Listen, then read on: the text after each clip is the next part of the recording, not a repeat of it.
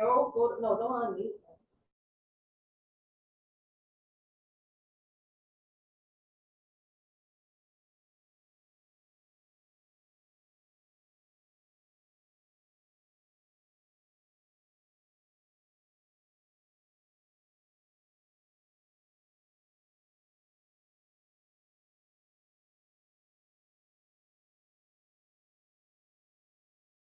Filters are becoming very expensive. In some cases, it would be more cost effective to dispose them rather than to engineer them to control leakage. The more we recycle, compost, and reuse, and the less that enters the landfill, the better for all. In terms of finances and in terms of the cost to our land and environment, the most responsible way to manage our solid waste is to throw as little as possible into the landfill and recycle as much as possible. I visit our landfill weekly or bi-weekly, and I've been doing so since I moved here in the fall of 2020. I generally have 1 bag of garbage and 4 of recycling. This is for my residents and my home business. Every time I visited the landfill, I have observed many materials that are recyclable in our landfill. Many of these things appear to be household garbage. These include, but are not limited to, bottles that can be returned for deposit, plastic laundry detergent containers, cardboard, textiles, plastic food containers, etc. Did you know that some plastics can take centuries to break down? Did you know that landfills are required to be monitored for a minimum of 100 years after closure at an estimated cost of $25,000 per year? Did you know that our local landfill will likely face an interim closure in 2029 with a cost of approximately $1 million? A full closure is estimated to cover over $3 million and could happen in 2063. There is no plan to engineer our current landfill, which means we are not harvesting and reusing the methane that is produced and seeps from the landfill. I believe that at this time in our society, we are aware of the need to responsibly manage our solid waste. It is important that as little as possible ends up in the landfill and as much as possible is recycled or composted. The goal is often achieved by making it as easy as possible for people to recycle and compost. 60% of our region's population have access to curbside collection. These programs are not run by the CSRD. They are run by the municipal level of government. The town of Golden has garbage pickup weekly and recycling pickup bi-weekly, as does Revelstoke. If you're interested in a town more closely representative of our population, then Chase is a good example. They have curbside collection of both garbage and recycling. Salmon has a much larger population than us, but it is the closest distance from us, and it has garbage recycling and composting curbside pickup. We may need to utilize their resources.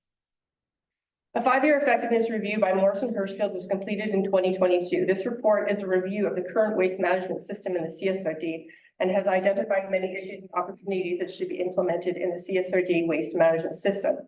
There's a lot of information in this report, including recommendations moving forward. And one of the recommendations is to encourage a curbside pickup of garbage, recycling, and organics in Sycamoose. Programs like these have proven to reduce the amount of materials thrown into the landfill, which could be recycled. While I was living in Red Deer, a program that included curbside pickup of garbage, compost, and recycling was instituted. They had already had a recycling and garbage pickup. They just made it a 3-stream one. I feel that to be as successful as possible, all 3 need to be included. Food waste is picked up weekly, which encourages people to use the service. Garbage is picked up bi-weekly. This encourages people to compost as much as possible rather than throw it in the garbage, as the food waste is picked up more frequently, thereby taking the odor-producing, pest-attracting material away more frequently than the garbage bin. When we make it easy for people to recycle and compost, the more people do it, and residents are charged for the services, they are more likely to use a service. So if they're being charged for it, they're more likely to use that service. Both Salmon Arm and Revelstoke have compost facilities now. Revelstoke has a commercial program and is working on residential pickup. Golden is attempting to organize a compost facility. This is something that people are now realizing is an important step towards reducing what ends up in our landfills and repurposing it. Just recycling, reuses, and repurposes materials, just as recycling, reuses, and repurposes materials that then don't end up in our landfills. It's important to remember that just because we dig a hole in the ground, throw stuff into it, and cover it with dirt, doesn't mean that that material disappears. It's still there for a very long time, and closed landfills need to be monitored for a minimum of 100 years, and the land may never be able to be used for building. The true expense of our current landfill goes beyond the tipping fees that users currently pay. The budget for CSRD landfill is currently balanced. However, in about 5 years, we're going to be in debt by quite a bit. The total debt will be $48 million for the closure of all 4 landfills in the CSRD. So that's not going to happen in 5 years. That's as each landfill closes. So in total, it'll be $48 million deficit, which they know, so they're going to plan for that now, because that's a big number to come up. This information can be substantiated in the Morris and Herfield report previously mentioned. People need to be aware of the expense of closing our landfill. They need to be aware of monitoring it for 100 years. The shortfall of funds that will likely have to come from higher taxes and higher tipping fees. A landfill is not an inexpensive option. It is not cost effective to engineer our local land for the population it serves. Therefore, it's not going to happen. The cost of our operating landfill annually is $263,000 for operating it. That means that's for covering, compacting waste, staffing, and operating the scale. This doesn't include the environmental monitoring, compliance work, CSRC staffing, and program servicing. So the costs are likely closer to $400,000 a year for our landfill.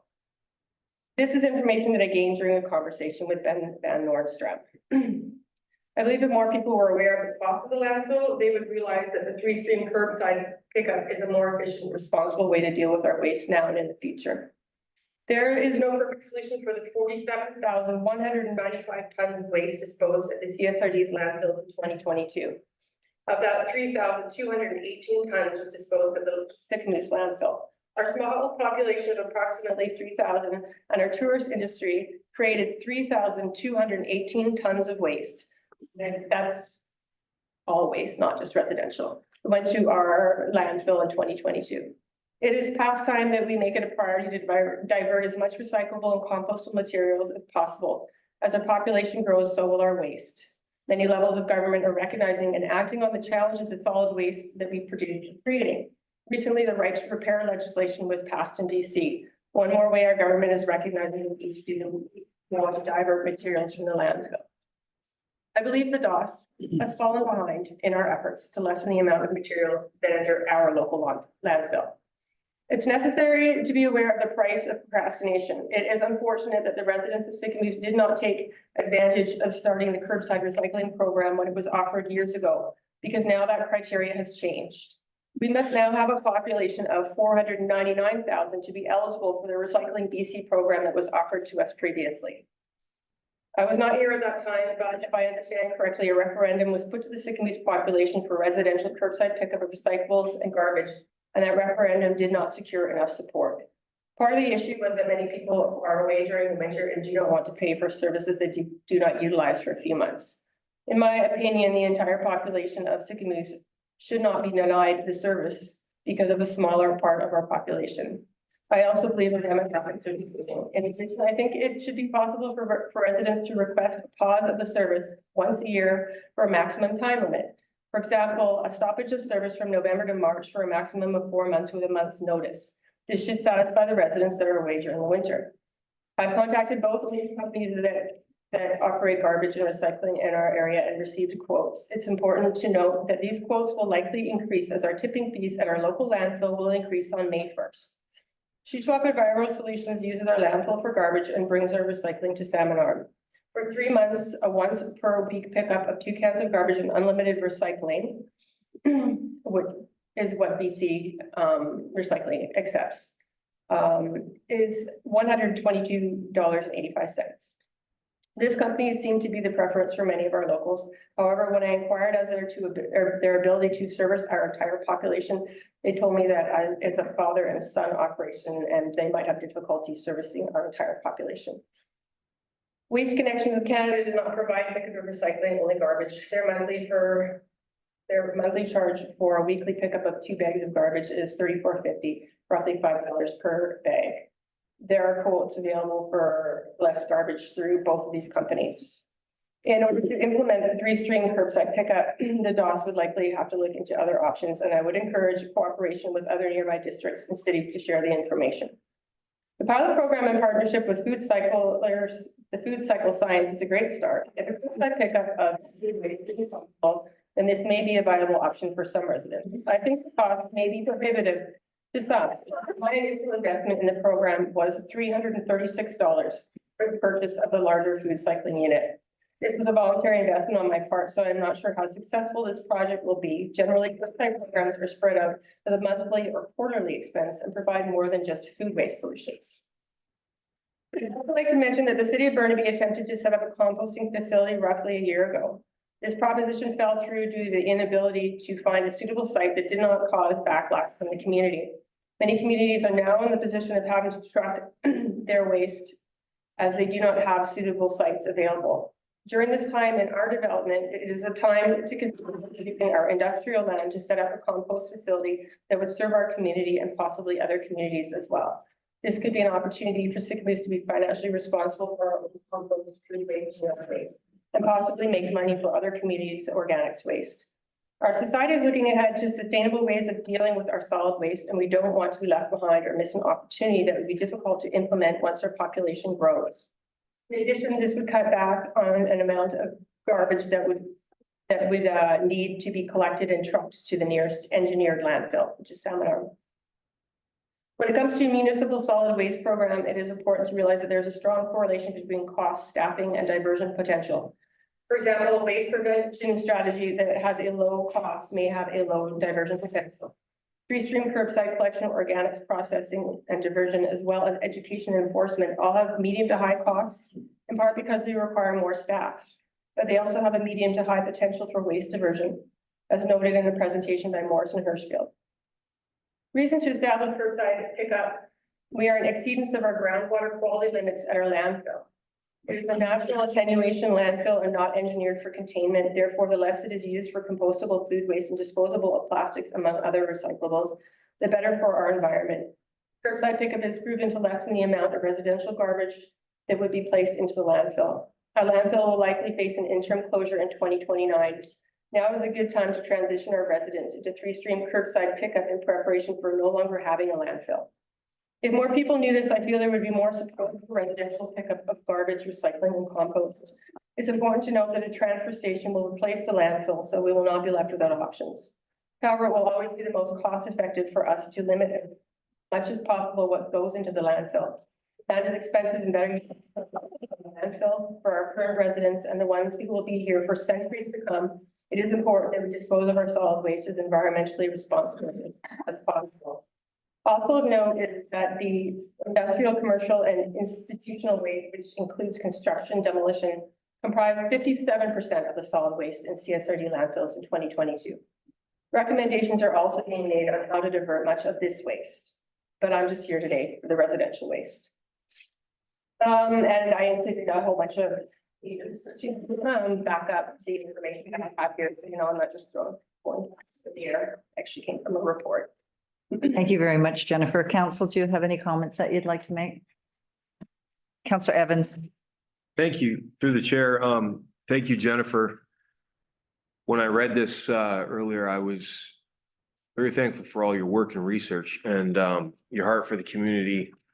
And I was thinking when I saw that line about how it's about $122 every 3 months to get your garbage and recycling, that if everybody did that, they'd probably be able to hire some help and we would take care of a lot of it. I was very pleased Sunday after church. I went up there and I had 4 bags of recycling because I was a month and a half behind or more after my daughters visited. And there was a sign that said, and it was new, that said, there will be an extra charge of $15 if we catch you throwing recycling into the landfill. And I was thinking, good, because that's very motivational. Cash is king. So I really thank you for all your work, and I want to get on board as a citizen of Sycamoose, not just a counselor, to help make this a better thing in our community, because it's coming. And the stat you gave,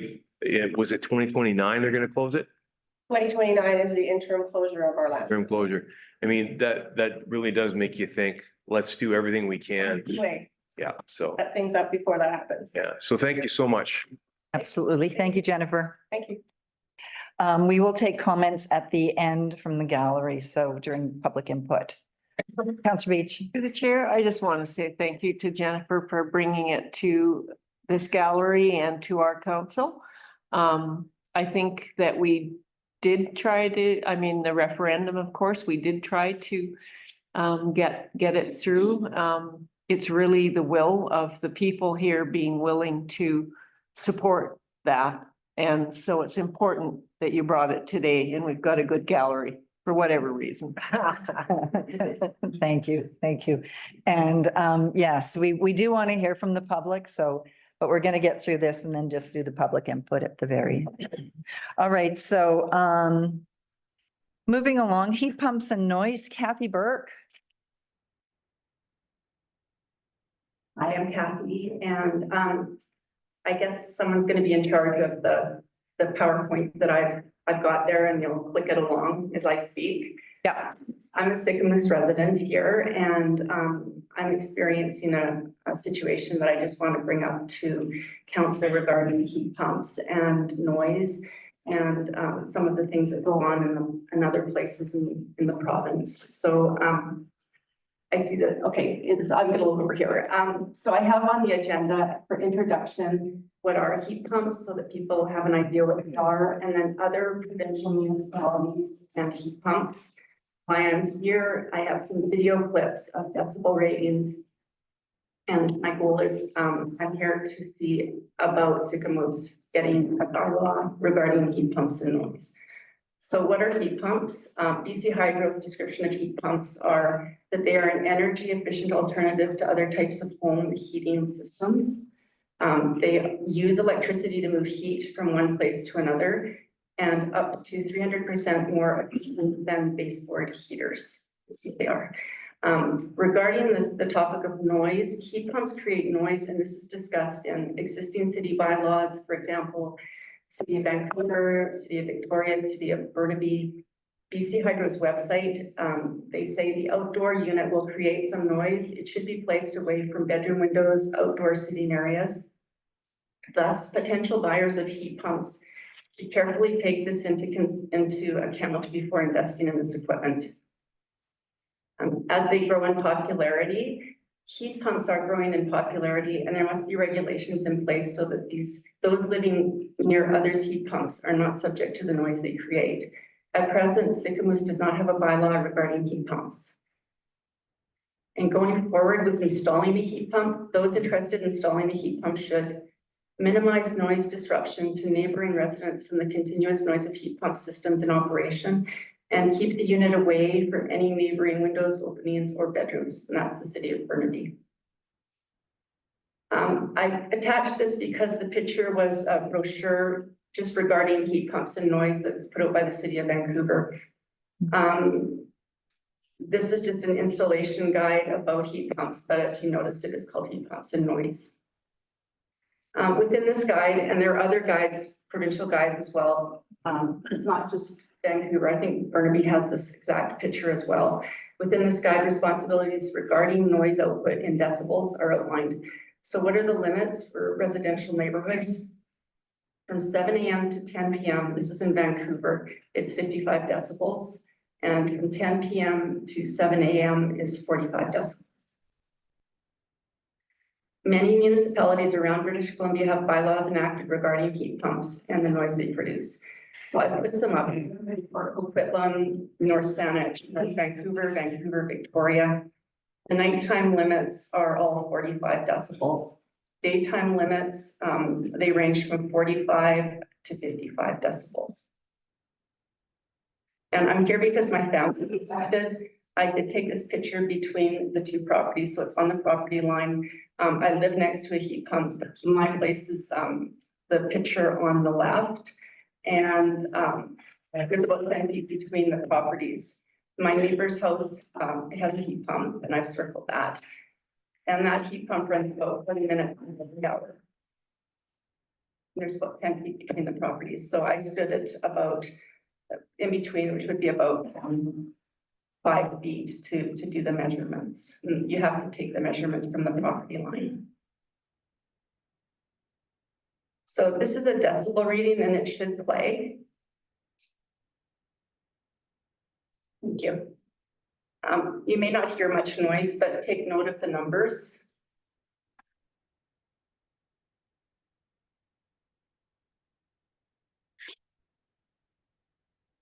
I also wanted to make sure that I had it on long enough that I got an accurate reading. So this is probably about a minute.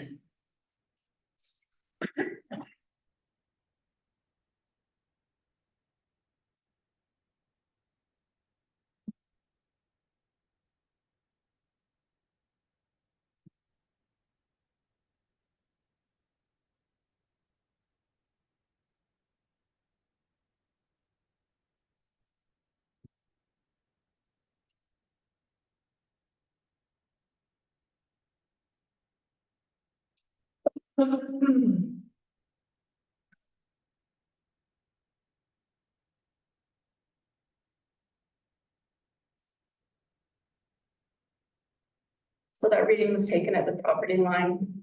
It's well over 55, as you can see.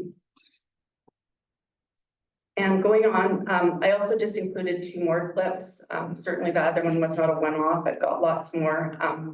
The noise, it fills our house. The sound reverberates between the walls of the 2 properties, and the decibel readings are in excess of what is allowable in BC municipalities with heat pump bylaws.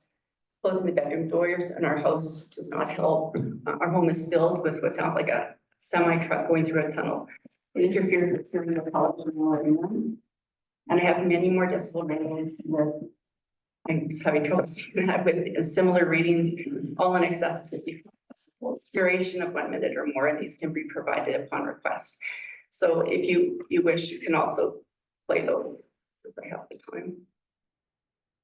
If you wouldn't mind. Making these videos? Yes.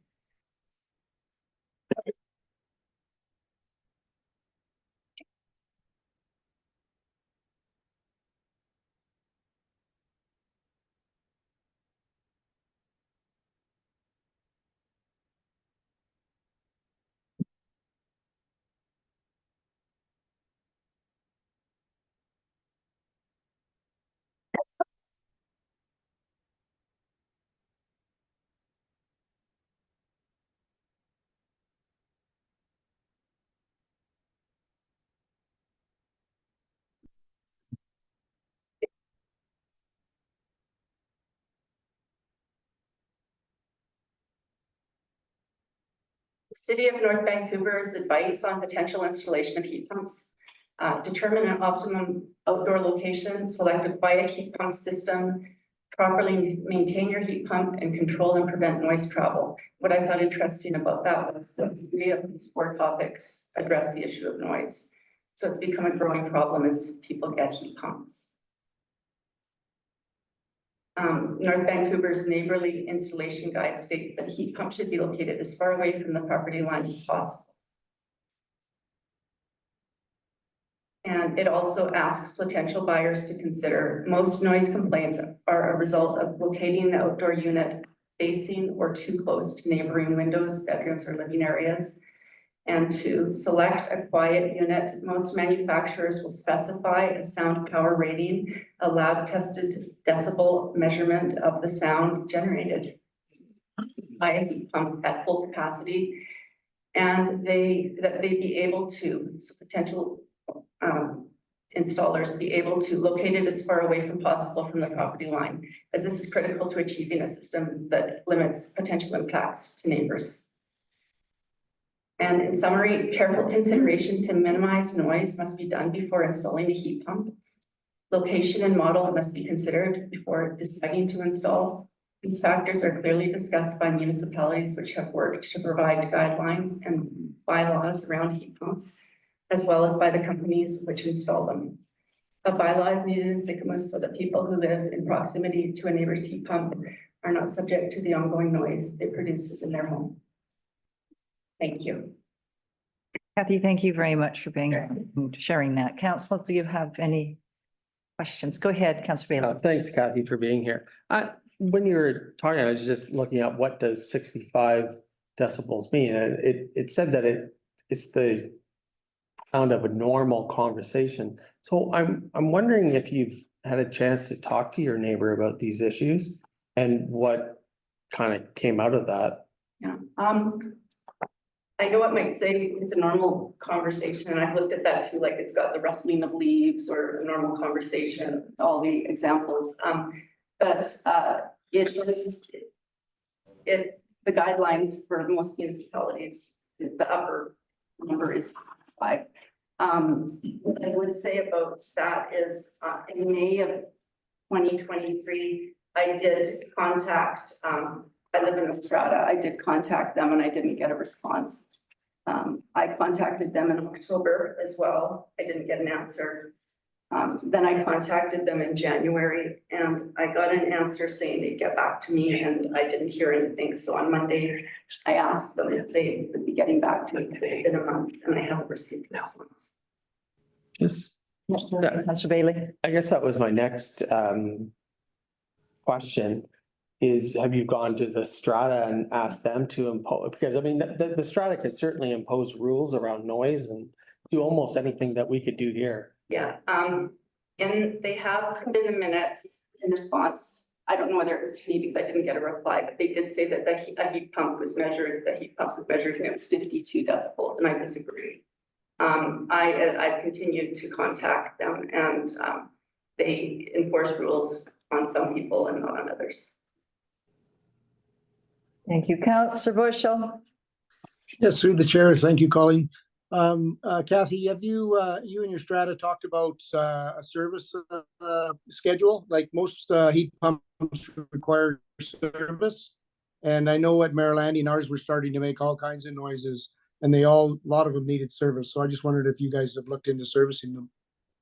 No, this heat pump is new. I don't think that there's anything wrong with needing service. But something you said just made me think of this. As far as I've looked in our strata minutes, there was no application or approval for this heat pump. So I'm just the only person that's really affected by it on my side of the property, and I haven't been getting any response. And I've come here because I'm hoping I can get some help. Okay, thank you. Council, go ahead, Councillor Beach. Through the chair, I'm just looking at the location of that heat pump, and I don't know if that's common for them to be between buildings. What occurred to me is that there may be some buildup of sound because it's reverberating between buildings. So we can't answer this, but it's just a question as to whether or not a heat pump at the end of a building where it's not got another wall opposite would be different from being placed between two structures. No one has an answer probably, but I'm just thinking that might have something to do with it too. It does, regardless, it's a problem. Councillor Evans. Thank you, through the chair. You have mad PowerPoint skills. I opened that up earlier and I was like, wow, that's slick. In a good way. But I'm curious if you think a solid fence of some kind would help on the property line to mitigate the sound. Have you thought about that? The reading I've done about it, there are modifications that can be done to make it produce less noise. I don't know about putting a fence in. I mean, that's, I guess, a possibility. Another thing would be to get a quieter model, or I don't, but then it goes back to the question of, did they have permission to put it in, which means maybe it shouldn't be there at all. Go ahead, Councillor Evans. Thanks. And when it comes to normal response to this, if I may ask John, our bylaw officer, is there a process for something like this that bylaw would go through, John, if it's a noise complaint or? Through the chair, Ms. Burke has actually submitted a complaint. I did go out and investigate the unit. And under our current bylaws, there is really nothing that I could do to mitigate the service because it is, while the decibel rating is higher than what the other municipalities have, we don't have a decibel reading in our bylaw. So I was unable to proceed with any enforcement on it. Okay, thank you. Okay, thank you, John. Councillor Beach. Sorry, thank you. I'm just going back to my thought about it reverberating between buildings. When you look into heat pumps, is there any direction, anything given about where on your house or anything about that? Yeah. You're actually purchased? In the PowerPoint, I kind of repeated myself in two different sources, but I did really want to emphasize that to answer your question. And it should be moved as far away as possible from areas where it's going to affect people, neighbors, people who have, it's not theirs and it's affecting their home and their life. Can I respond? Yeah, so that makes sense. I get that. I'm saying that the fact that you've got two buildings, two walls, is there ever any reference to maybe not placing it between two close walls? And I mean, I guess most of the time, the closeness comes on property walls, you know, on the length of them, but at the end, I'm just curious how much that could have something to do with the sound. It may just have not been a place where it would have worked. I don't know about that. I'm speculating, but I know that there at one time was an air conditioner there. And if you look at the picture of my property, my air conditioner is still there. And the neighbor replaced the air conditioner that he had with the heat pump and put it in the same place. Yeah. So, but the noise from the air conditioners has never been an issue. Councillor Bailey. Yeah, I mean, a lot of this involves the strata as well, right? But have you taken it to like the AGM and asked your fellow members in that strata or the neighbor to help mitigate some of this stuff? Because I'm thinking this is really like the strata could interfere, you know, put down some rules here. Yeah, they're not doing that. I think I've been patient and polite with my communications with them. It's going on 10 months. I do realize that they have the opportunity. I've looked at the bylaws. One of them is unreasonable noise. I don't think it's exactly worded like that, but that's one thing. Another is unapproved installations. But I've gotten no response, and I have cited those things. Just Go ahead, one- Bailey.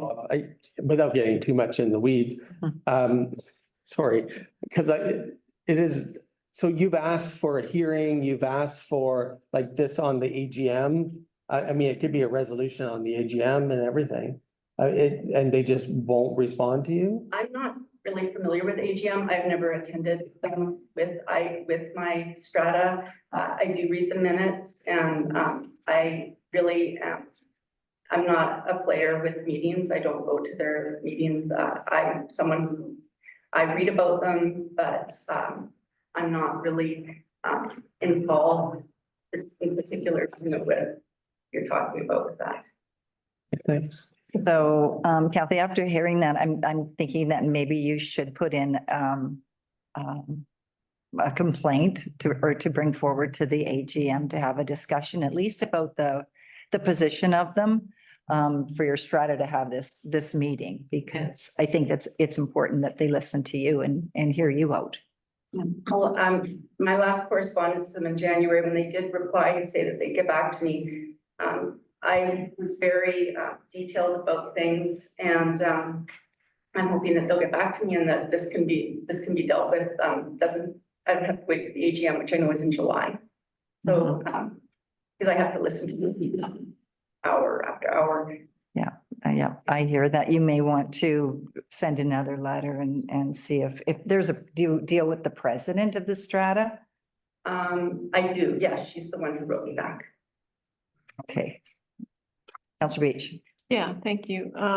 I just want to say that somebody who installs heat pumps would be a good person to talk to, because I'm sure that they may have experienced or heard back from situations where you're the same issue, and they might have some recommendations, or they might just say, yeah, you don't put them between two buildings, you put them on the end. So I'm not going to make a recommendation, but I'm just saying, if you talk to somebody who actually is in the business of installing, they might have a better idea. I think it's been so hard to even really get acknowledgement to the complaints or the information that I've brought to them to compel them to make a modification or change. I think would be very difficult. So I'm asking for assistance here. Yeah. I need help. Thanks. Sarah, go ahead. Through the chair, Kathy, so just on my understanding, is the request then that council potentially consider amending our good neighbor bylaw to include a decibel maximum? Is that the request that's being made? That would be great. Okay, so if it was the will of council, that's something, I know, John, sorry, if you want to speak to how that might assist in enforcing the good neighbor bylaw in relation to noise complaints? Through the chair, I would be in support of putting in some decibel ratings into our noise bylaw. And I would like to, and it would be one of those where we would put it in for various applications, the heat pumps, noise from vehicles, noise from yards, and have that sort of range of decibel ratings. So that way, when I do get noise complaints, which do come in quite frequently in the summer, it gives me better guidelines on enforcing on those noise complaints. Counselor Beach. Through the chair, is it reasonable for us to actually explore whether or not the location makes a difference? The location of the placement of the heat pump? I mean, you're not going to change these decibel levels. They're made to have a certain decibel level, but if they are placed in certain locations between buildings, perhaps they're higher. Just, Yeah, no, I hear what you're. is it reasonable for us to sort of have John look at that, or somebody look at that?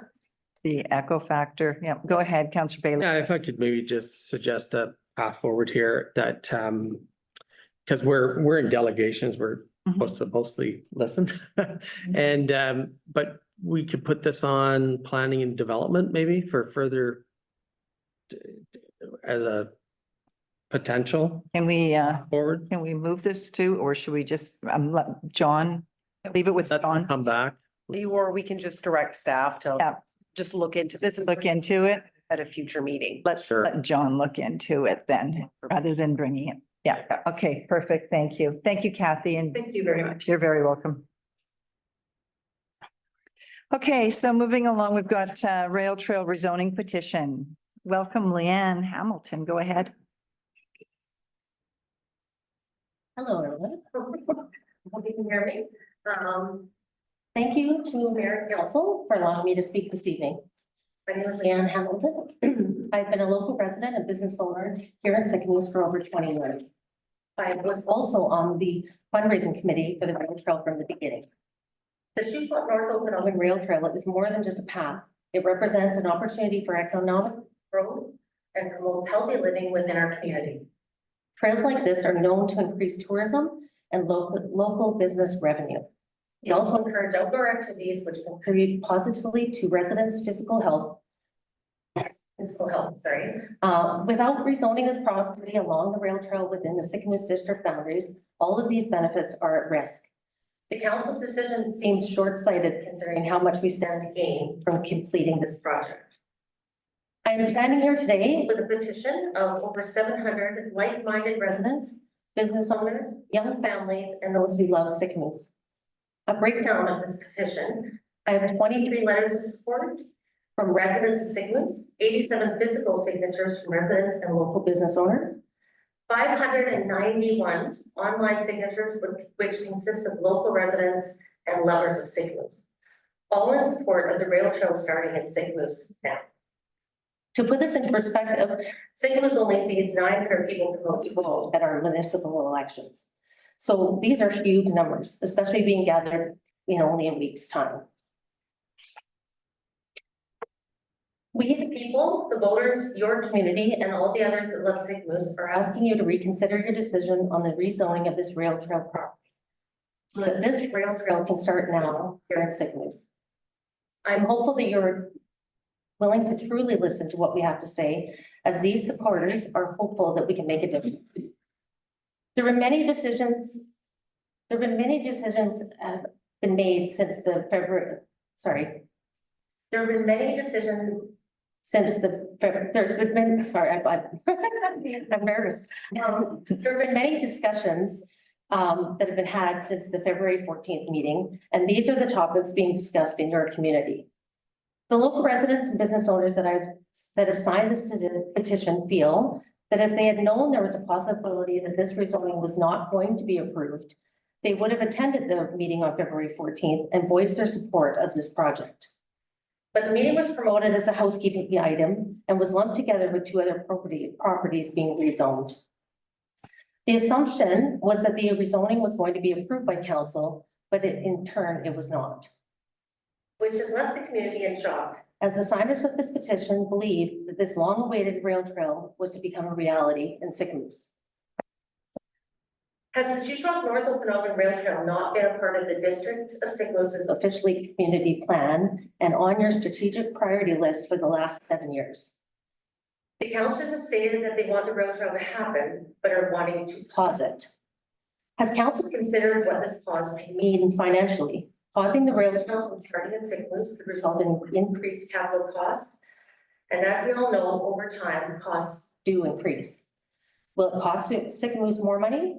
Will all of the research and studies that have been done to date have to be redone, and at whose cost? The taxpayers? There are funds in place to get this project done now. Do these funds have an expiry date? I believe that some of the funds need to be used before this September. This pause could also jeopardize our relationships with our partners, i.e. Splatson, RDNO, and the CSRD, which we feel could be very detrimental moving forward with other projects in our region. Let's talk about the money that local donations. Let's talk about the many local donations that have been made over the past years.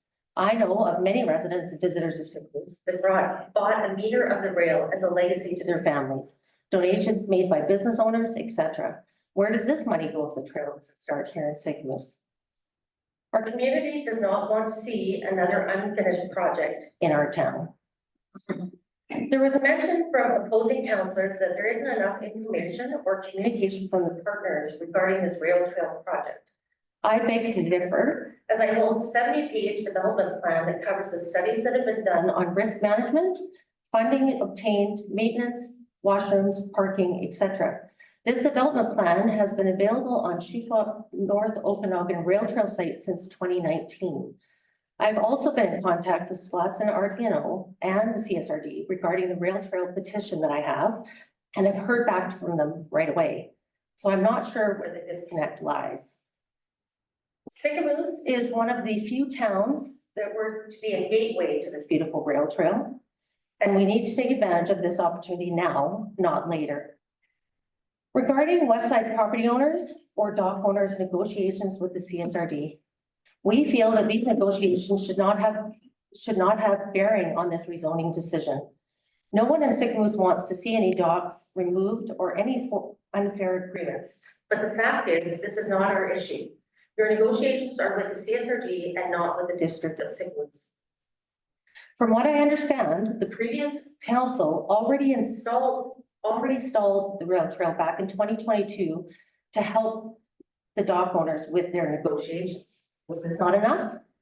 We can't keep stalling a rail trail based on a small part of the community when the whole community's interests are not being heard. The trail starting at 0.5 kilometers is still within the district of St. Louis boundaries and will give the town an opportunity to gain economic growth.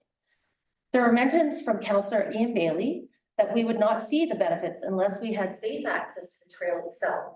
But from what I understand, the District of St. Louis Economic Development Board and business owners in the community are currently working on a plan to provide safe access and parking options connecting downtown St. Louis to the rail trail, which they are planning to present at the next council meeting. Isn't this amazing? How in a week's time, community members can create positive solutions on how we link this trail to be part of St. Louis. Incredible, really. There have been discussions around the maintenance agreement that is in place. Here are some facts that have been provided by the District of St. Louis and is available on their website. The cost to maintain the rail trailer split as follows: 46% CSRD, 46% RDNO, and 8% Slotson. St. Louis is responsible for 30% of the CSRD's portion. The other 70% is split between the city of San Arm and the rural areas C, D, E, and F, who obviously see value in having the rail trail in our region. In 2024, the average residential property owner can expect to pay $41 for the rail trail service. There are so many benefits to come from having the rail trail start in St. Louis. For example, businesses in St. Louis desperately need an economic driver like the rail trail. This is not only to promote overnight stays in our hotels, but have visitors shopping in our stores, eating in our restaurants. This will be especially helpful in the shoulder seasons where we struggle the most.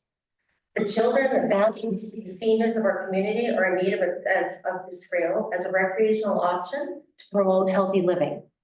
And how better to showcase our beautiful town and lakes. The rail trail not starting in St. Louis now puts all of these benefits at risk. Sadly, your decision to not rezone the rail trail property has already resulted in the CSRDs stating in the news release last Friday that they are planning to move forward without St. Louis at 1.5 kilometers, which is outside of our community boundaries.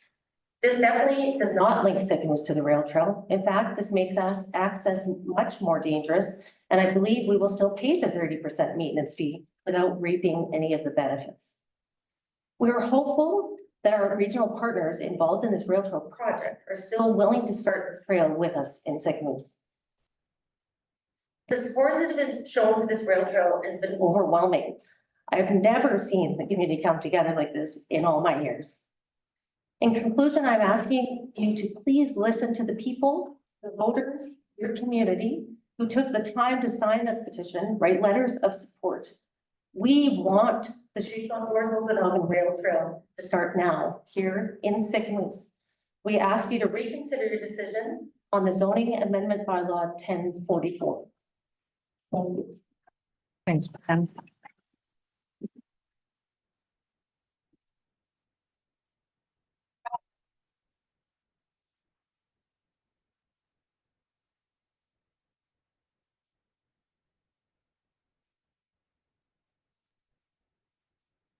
Council, do you have any comments or questions? Councillor Evans?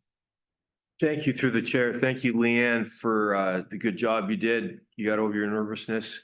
And this is how things work in democracy. And I always encourage people to use the pen and write letters. And in this case, you rallied the pen to sign this petition. So thank you for that.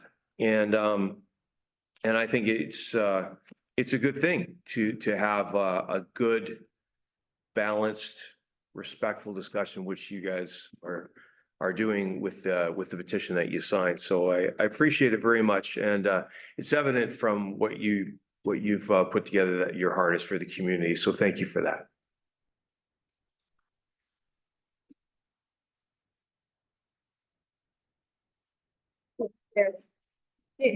Thank you. Yeah, thank you, Leanne, and all of you who came tonight for this. And I want to say, Leanne, thank you for coming out and Dave coming out and actually walking and talking on the trail with us on Saturday. That was great. It always kind of, when you say, you know, that we're bringing it right to Sycamoose, I worry that people need to understand that we can get to the other side of the channel, but we still need it to come into town. And that's something we have to figure out no matter what decision we make. That's something that has to be figured out to get full economic benefit from this. So thank you, though. Thank you for all coming out and providing the input and the impetus. Councillor Bushel. Thank you, Colleen, through the chair. Leanne, thank you very much. Really appreciate you and your petition, your group together to come together and present to us today. Yeah, it was a difficult decision that we had to make, that I feel that we made. And the goalpost changed, and went from 0 to 0.5. We had some questions and we just had some concerns, and we're actually working through that. Today was a great meeting. Today we had with the CSRD. Yeah, so we're working on it, and we want the rail trail as much as anybody in that room. So we're going to work hard, and that's what we're going to do for the community. So I just wanted to thank you for coming out and doing you know, presenting the petition to us. Appreciate it. Councillor Bailey. Yeah, thanks for the only mention in the presentation, but yeah, let me be clear, and I was clear when I voted against the rezoning here, that there are issues to be looked at, and I've been clear on social media as well what I think those are, so I won't go into them, but access being one of them is a key one. We're not, and I'm not against the rail trail. I have a lot invested in this community, right? I run businesses that are impacted by tourism. I ran for council because I wanted to help expand Sycamoose. But there are issues there that need to be looked at. There's finances there that need to be looked at, in my opinion. I appreciate you bringing your petition, and I appreciate you bringing your point of view tonight as well. And I know there's going to be future discussions, and we've started those today. We have more that we're going to be discussing with CSRD and others going forward. And our goal is to get to that yes. So thank you for being here. Anyone else?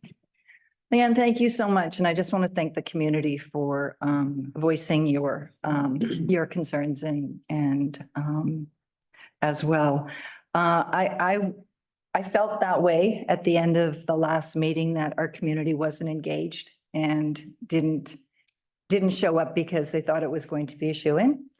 So I noticed that in the last meeting, we didn't have economic development wasn't involved, chamber wasn't involved, like businesses weren't involved. It was I think there was a miss there as far as, and perhaps it was where it was located in the bylaw.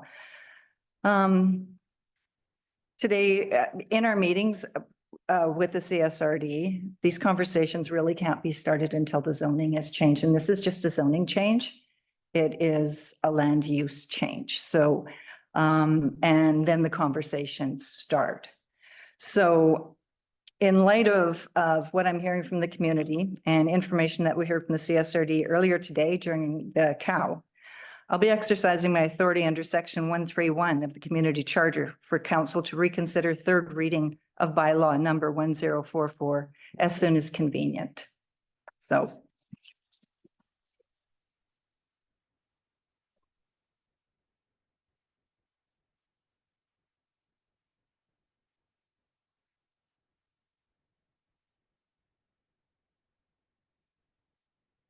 Kelly, go ahead. Yes, thank you. Through the chair, just on a procedural matter, as we are receiving new information that's relevant to the third reading, and if we are going to reconsider the third reading, we will have to hold another public hearing as well before the third reading. So this isn't this isn't going to be something that will happen at the next council meeting, but this is something we can talk about and potentially have at a different venue at a different time, have a public hearing, and then do the the bylaw adopted, reconsider the third reading thereafter, but I just wanted to let council know that we would have to have another public hearing for the reconsideration of the third reading. Yes, okay, thank you. Okay, go ahead, Sarah. Through the chair, and just with that, we have notification requirements under the charter to fulfill as well, so that's as soon as convenient. A public hearing will be scheduled. Okay, thank you. Okay, moving right along here, bylaws and policies. District of Sycamore zoning amendment bylaw number 1048/2024. For adoption, recommendation of the District of Sycamore zoning bylaw amendment bylaw number 1048/2022 be adopted this 28th day of February 2024. I'm going to have to Oh, yeah. recuse myself. Councillor McCabe, can you take the chair on this? This is Martin Street. Sure. And I'm optics are a conflict of interest for me, so I will step. Where are we here? This recommendation, it's for adoption of the Right bylaw, here. and Kelly can speak to it. Okay. And I didn't know I was gonna be doing this. Okay, so 8A, District of Sycamore zoning amendment bylaw number 1048/2024 adoption. Recommendation that District of Sycamore zoning amendment bylaw number 1048/2024 be adopted this 28th day of February 2024. And then I'll give this over to, should I read the whole thing? Should I You read can this? ask for a mover and a seconder, or just, but you can repeat it, you can do that. About B, that's different, right? That's a different item. So, I'll ask for a mover and a seconder. Counselor Evans, Counselor Rich, and then if I could, before we go to discussion, Kelly, if you could speak on that, please. Yes, thank you, through the chair. I will be extremely brief on this because this, both of these next two zoning bylaws have been to council multiple times, and this is just a formality now for the adoption. We're talking bylaw 1054/2024. This bylaw is to create a new RVP4 zone to rezone 102 Martin Street, 902 Riverside Avenue from C4 to RVP4 for a recreational vehicle park, and also rezoning the abutting channel area of those properties from W3 to W2, which allows residential moorage versus commercial moorage. And those are just the locations of the property as a refresher. This has already been through first, second, third reading, a public hearing. MOTI has approved it, so it's here before you today for adoption. I think you read B and we're on A. Oh, okay. Oh, the mayor skipped ahead to B. Okay, yeah, because the mayor, this is, Oh, Okay. oh, okay. So- So let me reread it first. I read the wrong one. My apologies. So B, zoning amendment bylaw number 1054/2024. 102 Martin Street and 902 Riverside Avenue adoption. Recommendation that the zoning amendment bylaw 1054/2024 be adopted this 28th day of February 2024. Yeah. And then Kelly just spoke to that. correct.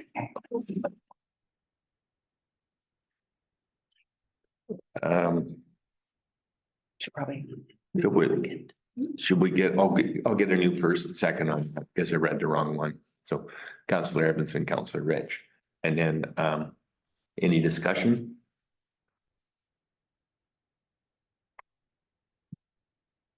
Okay, all in favor? Any opposed? Carried. Through the chair, there is a second recommendation about the removal of a covenant. Oh, right there. Nicole included it in the staff report, the Okay. information about. Second recommendation, that the District of Sycamore Council authorize staff to remove the section 219 Local Government Act covenant from Lot A, District Lot 452, Kamloops Division, Yale, District Plan 12833. And there's a staff report on that. Into that? Oh, move in second. Oh, I need a mover in a second. Counselor Rich, Counselor Evans, discussion. Yeah, most definitely. Thank you. This is just also a formality. Right now, there's a covenant on title to provide parking for 102 Martin Street. There's a commercial business there, so there's a covenant on title to saying that they need to supply parking. As it's now changing to a recreational vehicle site, that covenant is no longer applicable. So we're just wanting to remove it. Thank you. Any discussion by council? We'll vote then, all in favor? Any opposed? Carried.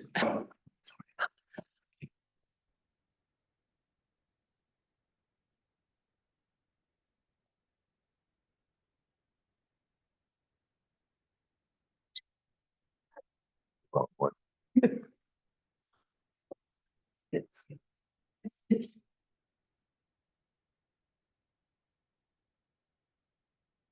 Feel very bright. Pretty pink. So we jumped ahead, so we're gonna be going, because this, Oh, so we gotta do this one. okay, so we went to this one, now we're going back up to this one. Okay, so this is 1048. 1048, 2024. Okay, recommendation of the District of Sycamore zoning amendment bylaw number 1048-2024 be adopted this 28th day of February 2024. Could I get a mover? Counselor Evans, Counselor McCabe, discussion? Kelly? I will do a really brief summary because we have once again seen these bylaws multiple times. So this bylaw is to create a new RVP 1 and RVP zone, rezoning This one. the two properties, 1383 and 1455 Silver Sands Road to RVP 1 and RVP 2 respectively. And they are shown here on the map. These zones have been in front of council multiple times. We've had lots of discussion on them.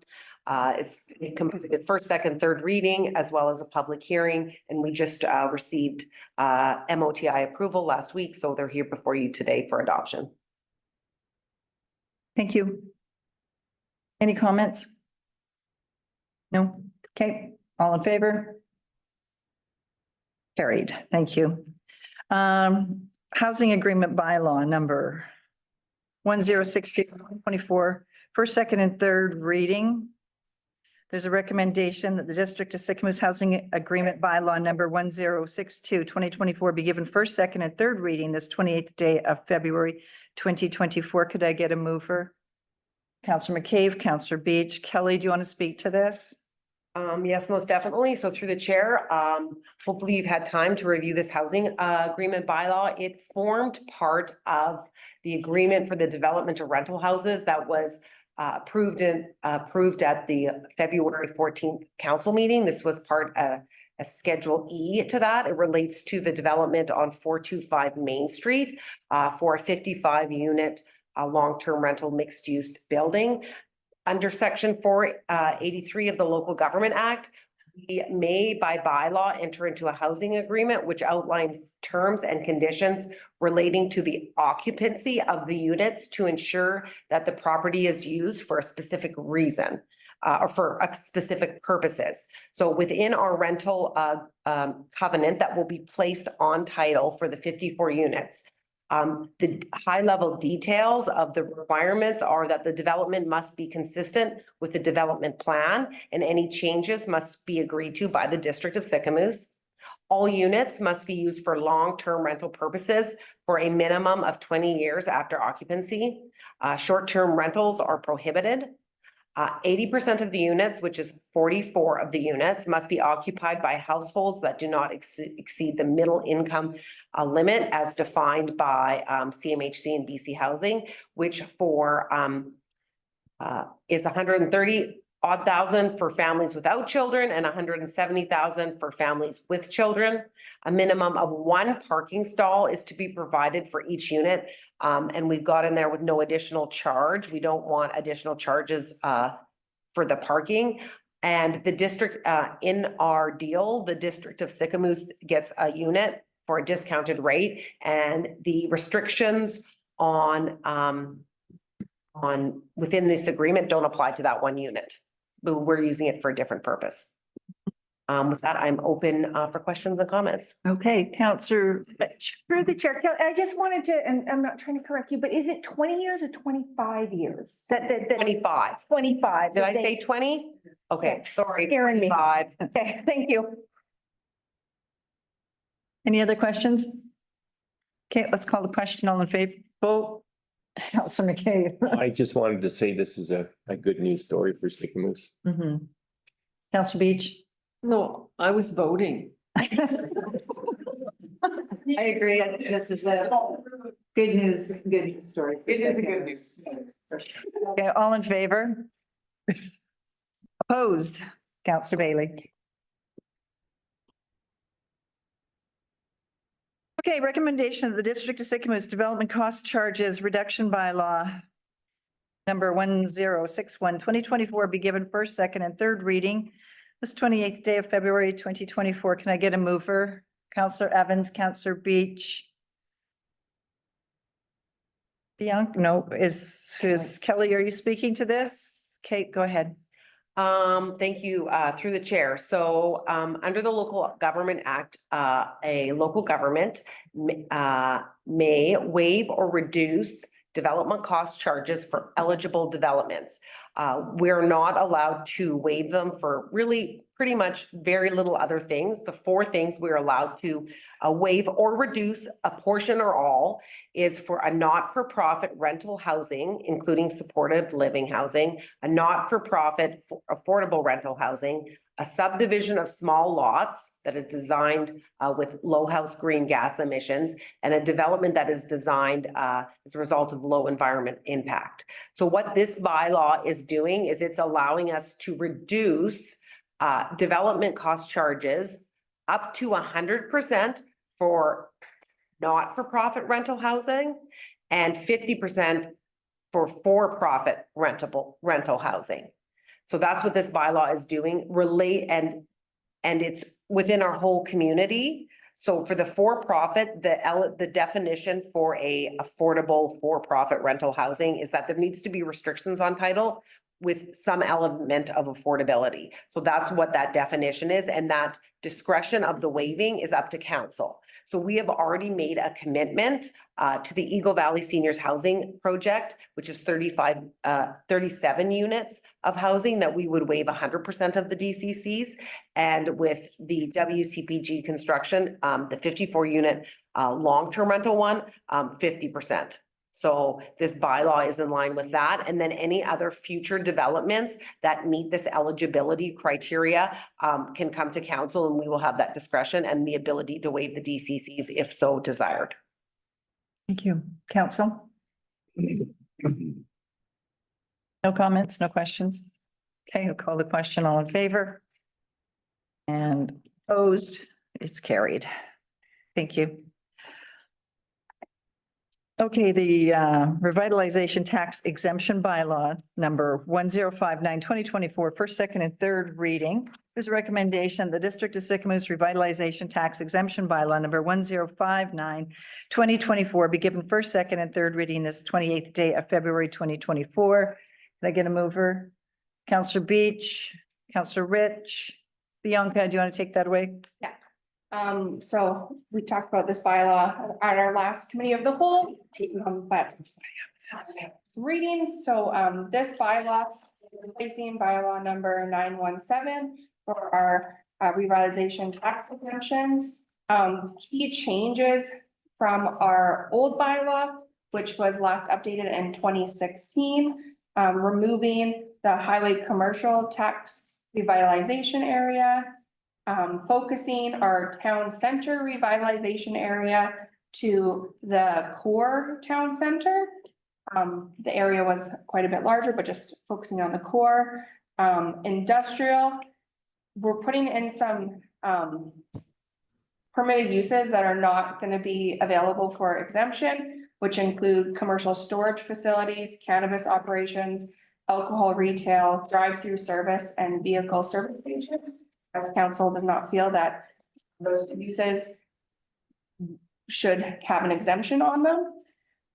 Leaving the hotel development area as is, but reducing the per units required. So it was 50 sleeping units required, and now we've reduced it to 25.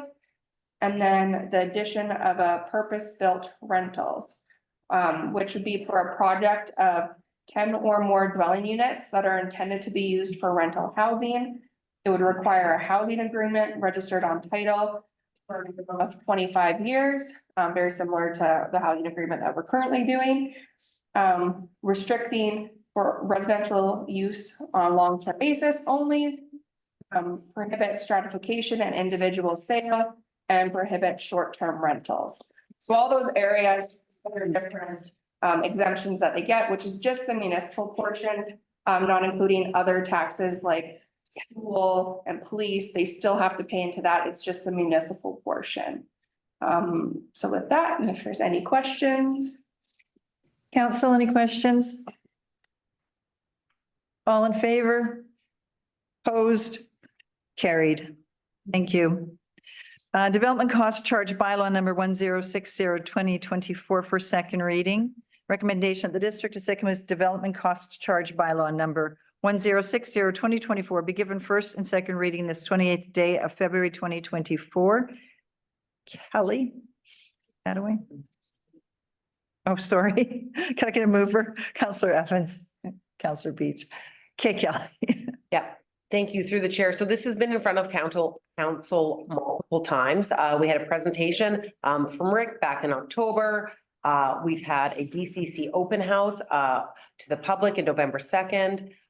Rick also came back after that on November 8th, reviewed the results of that. As well, we brought this to the committee of the whole January 24th, actually, for further discussion. So council is fully aware of the direction that we're going in terms of our DCC bylaw. This bylaw was done back in 2018. And as of staff realized that there were some projects that needed to be updated on that list in terms of certain infrastructure, specifically as it relates to our sewer infrastructure. We were not collecting any development cost charges on sewer, which we need those charges. So we've modified the charges accordingly. So our DCC rates for everything have gone up, but relative to other areas within BC, they're still at a reasonable level, and we're able to collect those charges to go against future growth projects that we've identified within this bylaw. So after today, it's first and second reading. It still needs to go to the province for approval. That will be up to a 6-month process, and then it will come back to council for adoption, and then it'll actually be effective. However, there's still developers can still go back up to 12 months. So the sooner we get this, we've been talking about this for a while, so the sooner we get it moving, the better. Thank you, Kelly. Council, any comments or questions? Okay, let's call the question. All in favor? And it's carried. Thank you. Thank you, Kelly. Okay, 2024 SILGA resolutions. Sarah, do you want to take this away? Through the chair, so these are 3 resolutions that have been drafted based on discussions previously as to what council would like to lobby the federal and provincial governments to take action on. So there's 3. There's one on the Residential Tenancy Act requesting a comprehensive and formal review. There's one on federal funding for the invasive mussel defense program, that's BC's program. And the third is economic resiliency for tourism dependent communities. So it was brought to the last committee of the whole, and based on discussions, we did soften the language on the Residential Tenancy Act review. And they're all for council consideration. Hopefully we can come to a decision because they have to be submitted tomorrow. So, okay, so we'll just start the first one at a time. Your recommendation that this is the Tenancy Act, recommendation that council submit the following resolution to this SILGA Association. Can I get a mover? Thank you, Councillor Rich, Councillor Evans. Is there any discussion on the first one? Councillor Rich. I just want to say thank you to staff for their patience and that we've worked really hard on this. So thank you. Okay, I'll call the question. All in favor? Okay, opposed? It's carried. Thank you. Recommendation of the council submit the following resolution to the Southern Interior Local Government Association. This is the invasive mussels resolution. Could I get a mover? Councillor Rich, Councillor Evans. Does anyone want to comment on this? Councillor Beach? Yes, I just want to say thank you very much for all the work on that one, gathering the points and looking at what other cities, places, boards are putting forward. So Perfect. Thank you. Anyone else? Yeah, I'll call the question. All in favor? Opposed? Carried. Thank you. Recommendation of the council submit the following resolution to Southern Interior Local Government Association. This is economic resiliency for tourism dependent communities. Can I get a mover? Councillor Bailey. And a seconder? Councillor Beach. Is there any discussion on this? Anyone have any comments? Okay, we'll call the question. All in favor? Opposed? Carried.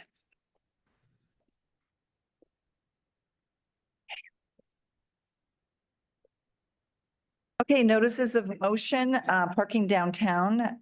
Councillor Rich. Yes, through the chair. Yeah, so I brought this up. We are going to be having three really big projects happening this year. So we've got the Healing Center starting in March. We've got the Senior Center, which is starting up, and we will also hopefully be getting our housing starting from our third company. So those are three really big projects that are happening. So I'm proposing that we limit parking and find other parking. We do have a lot of different businesses in town that could provide parking, and that we limit our parking within our main district, Finlayson, Riverside and Main Street, to 3-hour parking between 10 and 7, and then through April to October, so that we're using that for our businesses and they're not being held up while people are out boating. And hopefully our boaters and we've got businesses that step up and can start renting out parking in their extra land. Perfect. Thank you. So the proposed motion that parking on Main Street, Finlayson Street and Riverside Avenue be limited to 3-hour maximum from April to October between the hours of 7 a.m. and 10 p.m. daily, and that staff be directed to install signage and begin enforcing the 3-hour parking limit. This is a proposed motion. Are we moving? Do we have a first and a second? Go ahead, Kelly. You want So I to? asked that maybe Daryl has prepared this map of what our current parking is, so Okay. maybe it's relevant, Daryl, if you can speak to this. I don't have a name. I don't have your name next. Yes. You go, Daryl. Yeah. Yeah, so I saw this coming forward. This is a layout of what we've got existing now. And try to break it down so it makes sense. We do have areas in there where we've got no parking at all. So if you look at the red dots, they represent signs that have no parking. This being Finlayson, it's being Riverside. We currently do have 2-hour maximum parking in some spots. We have some challenges in this area as well with no trailer parking, because we've got a multifamily here, a multifamily complex, and they park here. The residents park there. So we were having some pushback with trailers taking up too many of those spots. So a couple of years ago, those went to no trailer parking, and they've been left with no time assigned to them. So I mean, this is kind of what we have that's working. If anybody wants to change it, I mean, let me know. Go ahead, Councillor Bailey. Yeah, I like this proposal. I think there is a need to limit parking. I mean, we certainly know we have problems where the new healing center is going. There are quite a few problems last year in terms of the whole area being full on long weekends and those cars weren't moving. So that did impact local businesses there. I'm fine with 3 hours. I mean, I maybe the 2 hours was even a little stingy. But 3 hours I think is reasonable. And that's only for the hours between 7 and 10 p.m. So if somebody wants to go leave it overnight, I still don't see a problem with that. They just have to move it by, actually 10 a.m. the next day, because they would have 3 hours free parking starting at 7. you know, it's clear that, you know, in the summertime, we have this issue. The wintertime, there is no issues. The only thing I would suggest is we could maybe even do it from like middle of June to the middle of September. I seem to think that that would be good, but yeah, I certainly support this.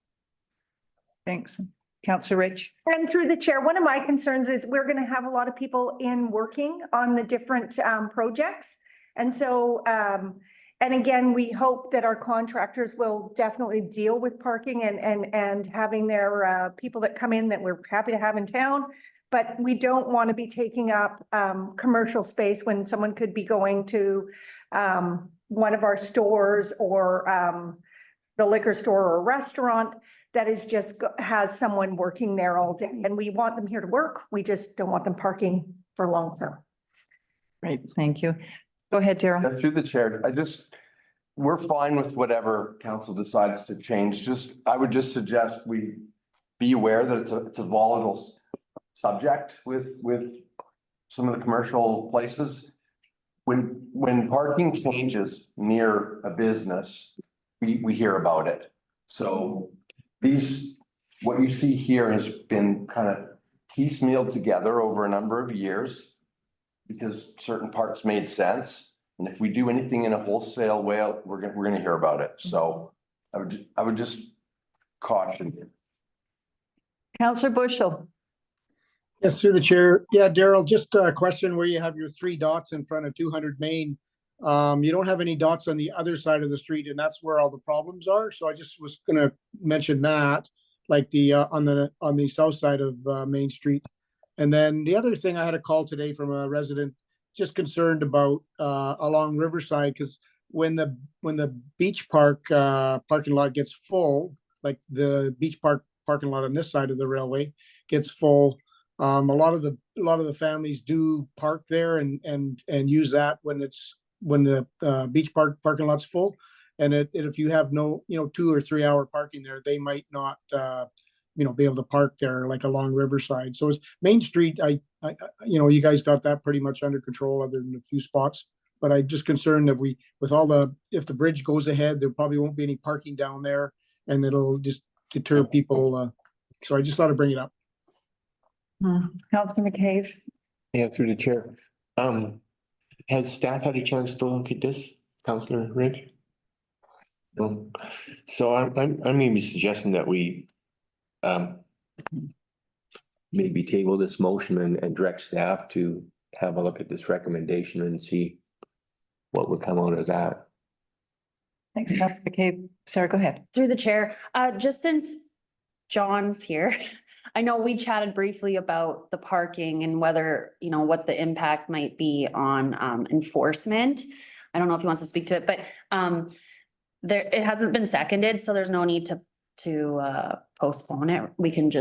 It could be amended. You guys could. So I'd like to follow up on Malcolm's suggestion there that the staff does have an opportunity to look at this and perhaps point by information communications on our sites to spaces where there will be or could be extra parking, like perhaps some of our businesses on Riverside, or so people know that there's alternative parking somewhere else. Like you can go down to Lakeside, or you can go to, perhaps somewhere else on Finlayson Street. Maybe there's an opportunity here for us to find some excess parking so that we can direct and do a communication and direct people to that as well. So we're not, they have an alternative space. Go ahead, Councillor Bailey. Yeah, I feel like this is a bit of a no-brainer, but I'm happy to put it off. I guess my question to you, Daryl, is how long would you need to look at this? Through the chair, I know what we have now. One change I see coming immediately, we're gonna be doing some construction in here. There's gonna be a walkway. Yeah. Like a 2-fenced, safe passage through here. So those 3 blues will disappear. I would look maybe across the street at that area and see if I wanted to keep people moving through there a little quicker. I'd be reluctant to change a whole lot, to be honest with you. we haven't had a lot of pushback on parking, and it was probably the last couple of years been the quietest it's been in the last 10, so. Yeah, it just fall, no, there was quite a bit of pushback last year, like along the other side of Main Street, there was a lot. I talked to a lot of business owners. Did not affect my business at all because people walked there. But around liquor store, around beach chicks, there was a lot of issues around there. Certainly the long weekend, there was no parking and it didn't move for the entire weekend. So there was issues there.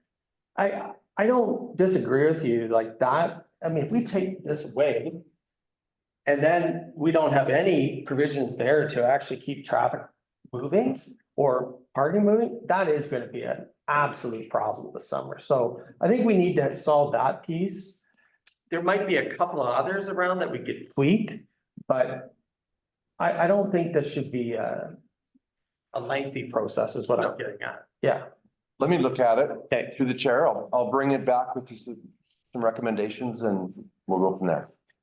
Yep, that sounds good. Through the chair, and this was to be proactive. We do, and I understand there's not issues today or major issues today. We have 3 major buildings going in, and we also have the Broom Bridge hopefully starting soon, which we're going to lose all that parking too. So the idea of the motion was to be proactive. We can absolutely table it. And we can wait and see what happens. Well, Go ahead. I wasn't suggesting tabling it. I was just suggesting direct your idea to staff to have a look at it and come back with recommendations how it could be best implemented. And mine was, just to add to that, was find some alternative parking and maybe post it on our social media sites. Yeah, go ahead. Could I make a friendly amendment or say that we direct staff to bring a report back on parking issues around Main Street and others, and then suggest the path forward. Good idea. Let's do that. Is that amenable? 100%. Okay. And moving it and So I'll move that. That was a friendly amendment. Yeah. okay, sorry, Malcolm, and then Ian, right, Councillor Bailey. No, it's fine. It's fine. The only thing I could suggest is could we have that back within like 2 months? Would that be reasonable or like? Yeah. 6 weeks, 8 weeks, just because we're gonna be coming up on that season. Okay, It wouldn't take long. okay, all right. I'll leave it to you. Kelly, did you want to speak to that? Okay, so question, all in favor? Opposed? Carried. Okay, correspondence, Sigmund Eagles letter of support request. Sarah? Through the chair, so we received a request from the Sycamoose Eagles Hockey Club to write a letter of support. They're looking to secure community spaces funding through the co-op. Council actually wrote this letter last year. And unfortunately, there was a mishap with when the application was due, so they weren't able to apply for the funding, is my understanding. But it's funding to be able to build an outdoor skating rink in Finlayson Park. And so that's what the letter of support would be, is for that funding So, application. yeah, thank you. I remember this all. It's all Yeah. coming back to me now. Yeah. Proposed motion that council send a letter of support for the Sycamoose Eagles Junior Hockey Club application for co-op community spaces funding to construct an outdoor skating rink in Finlayson Park. Could I get a mover? Councillor Rich, Councillor Beach.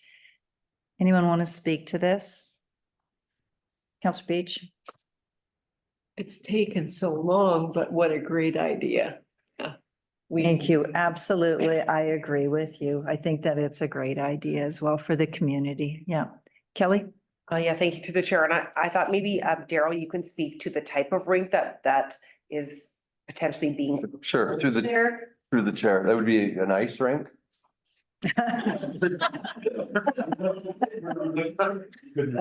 Oh, funny man. Yeah, yeah. No, we're just talking about a social ice. Just to get people out so they can do some skating after school or whatever in the evening, maybe some lighting. Would there be a requirement for an ice resurfacer? Like it would be okay up to +10, or is that the type of rink?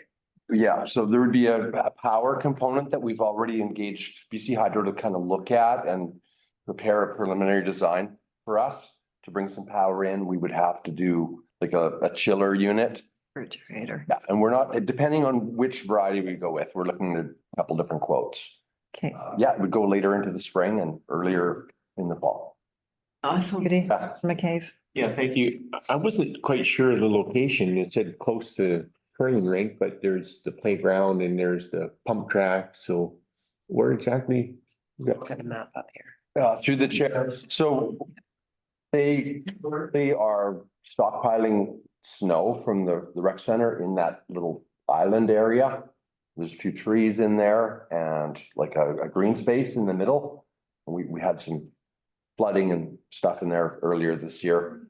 Yeah, so to minimize the impact of the trees, we're thinking, we slide it to the west and just be in here somewhere. It's 40 by 80. Okay, thank you. Great idea. Cool. Councillor Rich. Yeah, through the chair, I love this idea. We go from here to Silver Creek for the outdoor arena. And if we got a chiller on that, that'll have ice all the way through and that would be amazing for. That would be great for our community, for sure. Okay, let's call the question. All in favor? Opposed? Right away. Court letter, right? Okay, so I think we are at correspondence for information. Does anyone want to speak to any of the correspondence we have received? Sarah, go ahead. I just wanted to point out that that council has received a number of letters of support regarding the letter that was sent to the premier about Bill 34, and that was the intent, and now you're getting the support. So. Absolutely, and I've gotten a lot of phone calls from mayors as well, thanking us as council for moving that forward and writing the letter. So yeah, we are getting a lot of support, a lot of traction on that. Anything else? Okay, let's go into public input. Anyone in the gallery? Go ahead, Shane. Well, thank you. Your name, My name is Shane. Your chair like this all night. I can't believe, how much effort you guys take as council into these meetings. It's a pretty full agenda. Now, the first thing I'd like to talk about is the garbage issue that was brought in front of you. In the Banff and Canmore, they use a system which is called the Haul-All. It's made by Haul-All. They're out of Lethbridge. And what it is, it's an animal-proof garbage receptacle. And we have quite a bit of problems with animals and rats and raccoons. So I'd encourage you to ask Daryl to look into that system. More than welcome to meet me in Canmore and Banff. I know most of the people there. And just explore that as an alternative. I know there's one individual that has that particular truck that could accommodate the collection of that. The good thing about it is it's not selection. It's not separation at the curb. It's a separation at the end of the block. So in the long range, you'll be looking about 3 different containers, which will be glass and food and, so different scenarios there. So I also believe in what the lady brought up about talking about a waste center, a central disposal center, where you can take your different plants and trees and stuff and, batteries and just separate it at one location, not necessarily CSRD. So what was the other thing? I'm losing my marbles like normal. We had a second thing, and it's and I'm sorry, I've lost it. I do support the rail trail, the initiative, the petition that went out and really asked that council reconsiders it. I can't see another public hearing. I just think it needs to go to a revote, considering what you know, you've had your voters, your residents speak. I think their voice is loud and needs to be heard, and it needs to happen fairly quickly. On the weekend, I had the opportunity to meet with Rona from the CSRD. She said, you know, we're always open to communication. The representation that we had on Rail Trail was different than what she had said. And we also had a member of the Indian band, and very vocal in that community. And it was interesting to hear her viewpoints. They do admit that they have a problem within their council. They're having a hard time forming a quorum. So anyway, thank you very much for your time. Thank you. Jennifer? Just to, in regards to trails, because we're thinking about having another new trail. We have two nature trails in Sycamore. One's the Silver Sands, the other one is Sycamore Creek. There's a small trail that goes down to the waterfall and another one beside it, but the major trail is a switchback trail. Goes up multi-use road, do a little loop and come back down switchbacks. So I have been asking CSRD, Shuswap Trail Alliance for years to have some maintenance done on the Lizard Trail. And my concern right now is we have a campground going in directly across the road from the Lizard Trail. And so the closest recreational area for that campground on 2 Mile Road is going to be the Lizard Trail. That trail has already seen 2 fatalities. It has no warning signs on it anywhere that says there's been 2 fatalities on that trail. It has only 1 guardrail at the very, very top. The road, the trail's on a real slope. It's badly, badly eroded. There are no signs asking people not to trail cut or explaining the dangers of trail cutting. The most of the feedback that I've gotten, I was told that the best thing that I could do would be to take the branches and logs and trees that have fallen down and line the sides of the trails over top of the trail cuts, which I've done, and I've spent hours doing it. So in regards to having another trail that we're gonna have, someone's gonna have to maintain it. Who's maintaining the ones we have already? Because there's a monster pile of trash and dredged material right at the very start of our Silver Sands Trail, which is really, really unattractive. So it would be nice. I'm appreciative of the bathrooms and I'm appreciative of the plowing that happens on the Silver Sands Trail. I appreciate all that maintenance. But what I don't understand why we have it, because it doesn't look very good for all of our tourist people, is why do we have a huge pile of garbage and dredged material right across from the bathroom trail at Silver Sands? And when you take the trail onto the beach, why do we have logs with huge spikes sticking out of them and pieces of dock and all sorts of wood just piled up there that, I mean, it's been there for years and nobody does anything about it. So my thought is we only have 2 trails here, really, that are nature trails. We have trails throughout the city, but we have 2 nature trails. I would really like to see some initiative taken into the 2 trails that we have. Partly to preserve the Lizard Trail before it continues to erode. The drought's been really, really hard on it, and all of the ground cover that has been killed has not come back. But also just public safety with the new campground coming in. It's gonna have a lot more use. So for public safety, I think we need to really look closely at that trail. Thank you very much, Jennifer. I think the Lizard is CSRD, is that correct, Daryl? It is, yeah. I have. Chamber of Commerce, CSRD, and Trail Alliance. There's three different groups got together and created a trail, but nobody seems to want to be the one that maintains it. Yeah, thank you, Jen. Yeah, I've hiked that trail and it's needs some signage, and you're absolutely right. So perhaps what I can do is at the next board meeting, speak to Derek or put a request in to have it brought forward at the board meeting. Kate, you're welcome. Anyone else? Anyone online? Yeah. My name is Sean. I'm a taxpayer. I'm not necessarily against the rail trail. I support the councilors that voted against it at this time. I think it needs to be done correctly.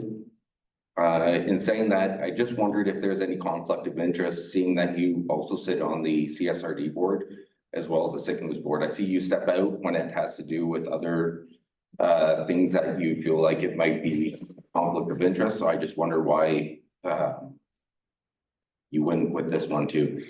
It's not a conflict of interest with the CSRD. But that's who we're in negotiations with, no? Through the chair. Sorry, go ahead, sir. The mayor has been appointed by this council to be the council's representative to sit on the Columbia Shuswap Regional District Board, so there's no conflict. Conflict's very specific under the community charter. Okay. So if you wanted to look at that, but sorry, Kelly. Yeah, no, she has to have a appointed disciplinary interest, so she stepped out before on a zoning as there could be the perception of conflict because she gains income from an employer that is going through the zoning, but as it relates to her sitting on the CSRD board, no, she's. Okay. And then also I can understand the economic benefit to. It's kind of a no lose for them. If there's more people coming into the town, obviously they're gonna make more money.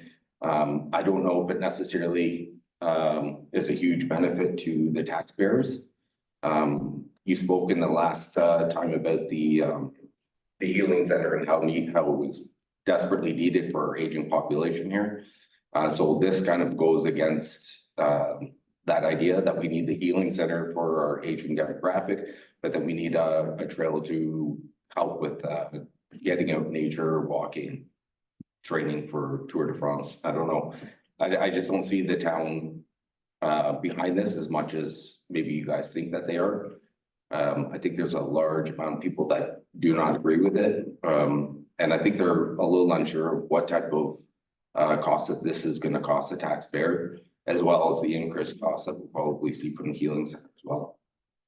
Thank you. Thank you. Anyone else? Anyone online? Okay, so we're going to adjourn this meeting. Recommendation of the regular council meeting for February 28th, 2024. Be adjourned, the time being 6:48. Council, I think we're jumping back into